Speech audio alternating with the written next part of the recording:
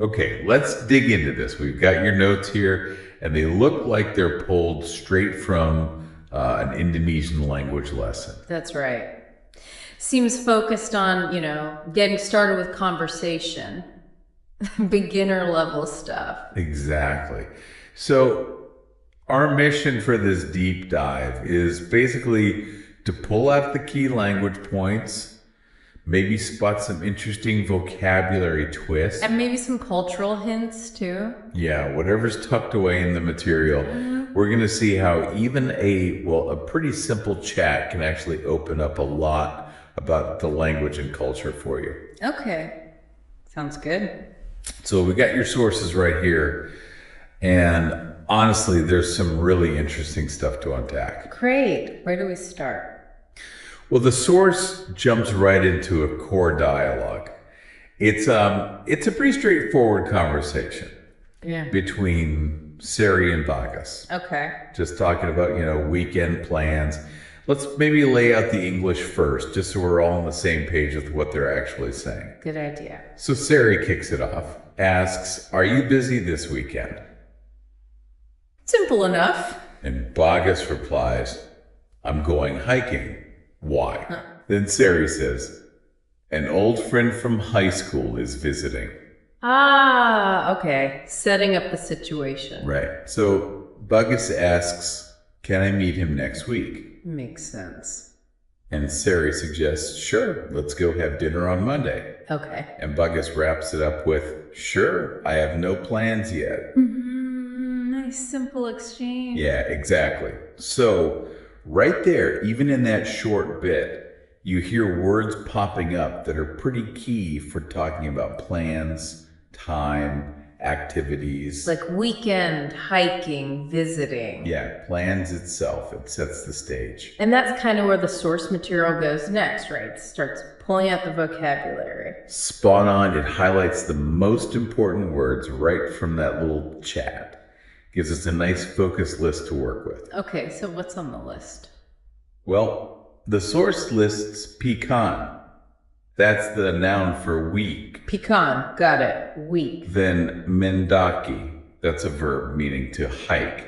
Mendaki, like Vargas was doing. Exactly. Then gun, a noun for mountain. Gunno, mountain. Okay. Berkunjung, another verb meaning to visit, like Sari's friend. Berkunjung. Yeah. To visit. Renkana is next, a noun. That means plan. Renkana. Plan. Makes sense. Then there's SMA. It's a noun, but it's actually an acronym for senior secondary school. Basically high school for us. SMA, high school. Okay. And connected to that, the phrase teman lama. Let me guess. Old friend. You got it. Old friend. Yeah.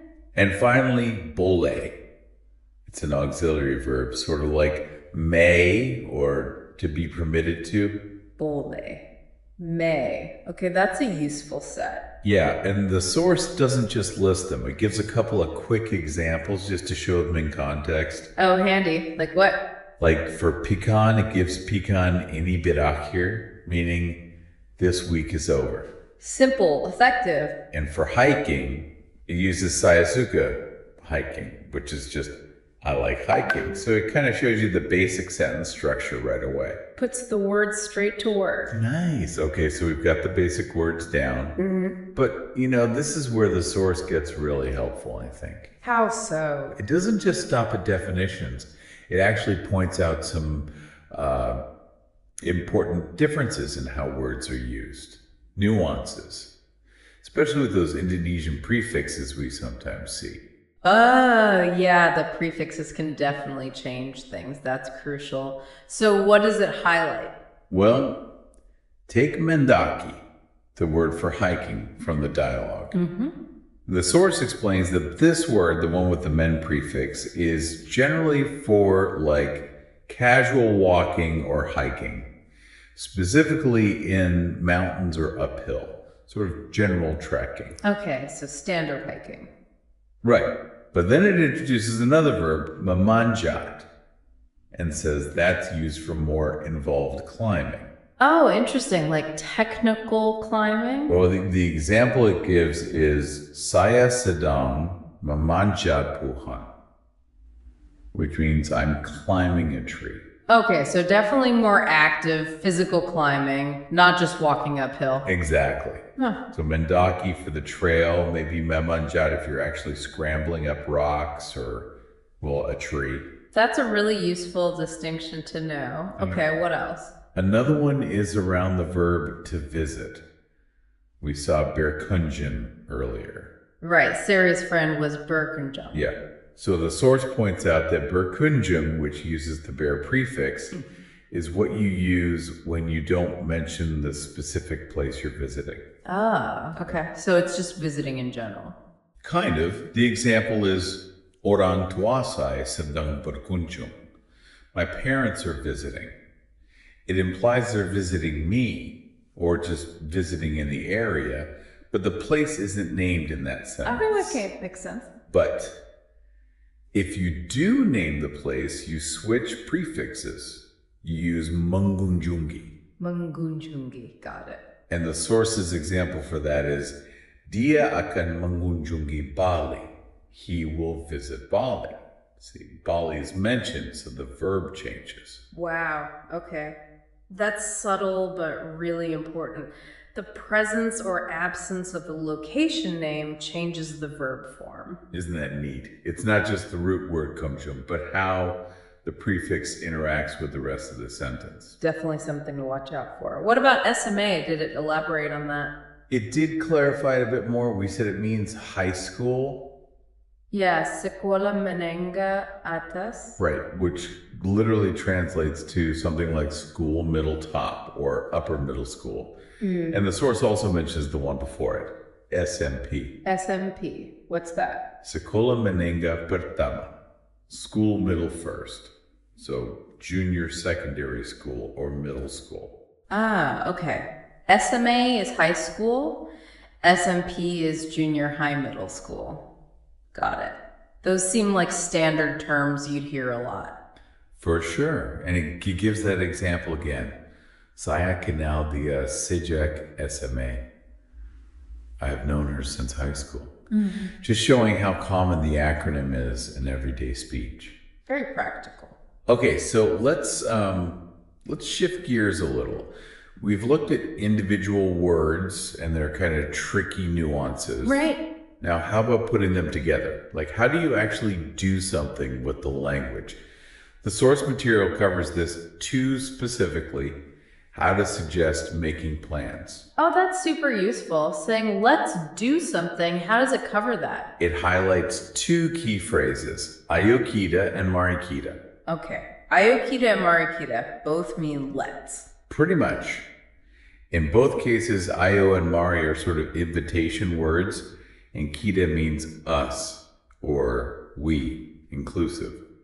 So let us or let's. So what's the difference between ayo and mari then? Ah, that's the main point the source makes.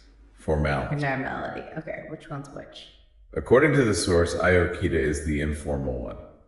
For friends, casual situations. Makes sense, like in the dialogue. Exactly. Sari said, tentu ayo kita makan malam hari Senin. Sure, let's have dinner on Monday. It's informal. Okay. And you just add the verb after ayo kita. Yep. The source gives examples like ayo kita pergi, let's go. Ayo kita makan, let's eat. Ayo kita nonton, let's watch. Like a movie. And ayo kita makan malam sama-sama, let's have dinner together. Easy enough. So mari kita must be the formal one. That's right. Reserved for more formal settings, or maybe speaking to elders, or in official situations. The structure's the same though. So, mari kita pergi, mari kita makan. Exactly. The source lists those, plus mari kita menonton, the more formal way to say watch, and mari kita makan malam bersama-sama, using bersama-sama instead of sama-sama for together. Slightly more formal vocabulary choices there too. Yeah, and it gives a really clear example of formal use. Mari kita berdoa. Let us pray. Okay, yeah, that's definitely more formal or communal. So, right there, the source gives you a really practical tool. You know how to suggest doing something, and you know which phrase fits the situation, informal or formal. That's incredibly helpful, especially early on in learning. Totally agree. Now, there's one last section in these notes. It steps back a bit from the direct language lesson. Oh, what's that? It adds a kind of cultural note. It lists some popular types of volunteer activities in Indonesia. Oh, interesting. So less about grammar, more about like community life. Exactly. It gives a little window into areas where people might be actively involved, at least according to this source material. Okay. What kinds of activities does it mention? Well, it lists a few categories. First is tsunami relief and recovery. Ah, yeah. Given the geography, that makes sense. Right. And it details things like cleaning up homes, providing food and water, and helping rebuild public places like schools or hospitals after a disaster. Important work. What else? Environmental projects are mentioned next. Things like working on waste disposal issues or preserving clean water supplies. Environmental focus. Okay. Then wildlife refuges, specifically protecting animals, saving them from illegal trade. Wildlife protection. Got it. And the last one listed is teaching English. Ah, teaching English. That's common in many places. Yeah. It mentions teaching in local schools or community centers, maybe working with local teachers too, to sort of help improve the education system. So, disaster relief, environment, wildlife, and education. Those are the specific areas this source highlights as popular for volunteering. Yep. That's the list provided in the notes. So it's quite a journey we've taken, really, all starting from that simple weekend conversation. Okay. We've identified some core vocabulary, dug into some really important nuances like those prefix changes for visit or the difference between hiking and climbing. Learned how to actually make plans using Iokita or Marikita. Depending on formality, yeah. And then we even got this glimpse into community involvement through the volunteer activities list, all from this one source. It's amazing how much valuable stuff you can pull from just a few pages of notes when you really dig in. You've basically got practical language tools you can start using right away. And a little bit of cultural context, too. Exactly. So here's something to think about. Just based on what we've discussed from the source. You've got those phrases for suggesting plans, right? Iokita and Marikita. And you've got that list of volunteer activities. The source mentioned tsunami relief, environment, wildlife, teaching English. Right. How might you put those together? Could you use Iokita or Marikita to maybe suggest getting involved in one of those activities with someone? It's just something to ponder as you process all this information we've unpacked. Thank you for watching this video. Hopefully useful. Don't forget to like and subscribe.